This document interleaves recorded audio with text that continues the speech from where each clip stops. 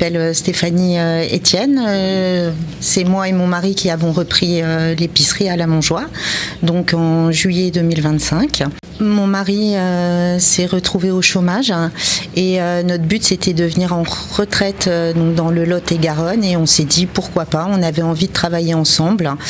Et moi j'ai tenu un commerce avec mes parents pendant plusieurs années, donc voilà, on a eu envie de se lancer. Vous y trouvez de l'épicerie courante en fait, vous y trouvez des produits locaux, fromage et charcuterie à la coupe, fruits et légumes de saison qui viennent du Lot-et-Garonne, et on fait également bureau de poste, presse, tabac et pain.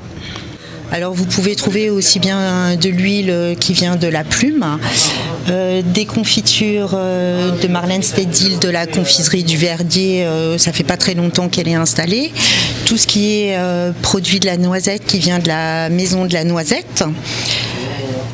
Vous avez également là en bas tout ce qui est pâté de chez Jérôme Vaquet, qu'on peut retrouver également en produits saucissons à découper, c'est surtout canard et produits frais.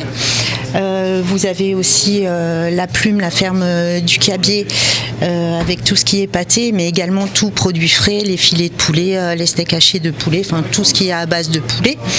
Vous avez à Mézin la ferme de Gagnette, donc ce qui est flotte, armagnac, rillettes, foie gras. Également, on travaille avec des producteurs locaux en ce qui concerne les miels donc de Monco et ces deux-là de la Montjoie, donc miel basique et ensuite miel un peu plus hors du commun. Également la bière naturale mystique, enfin c'est natural maintenant, à Port-Sainte-Marie.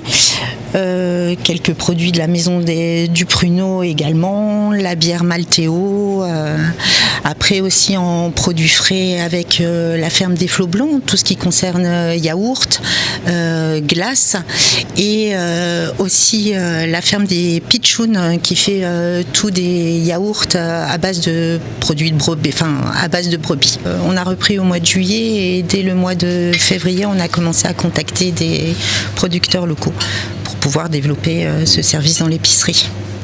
Alors vous proposez aussi des planches apéro, c'est ça ? Oui, tout à fait, des planches à apéro, également des plateaux raclette lorsque c'est la saison.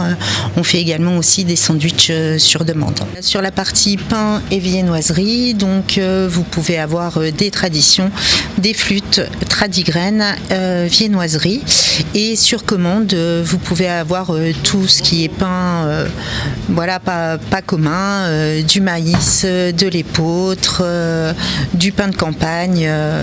Mais sur commande. Vous travaillez avec quelle boulangerie ? Avec la boulangerie Maxime Ray à Roquefort. Voilà, donc qui a été primée notamment pour sa baguette normale et sa baguette tradition. Oui, tout à fait.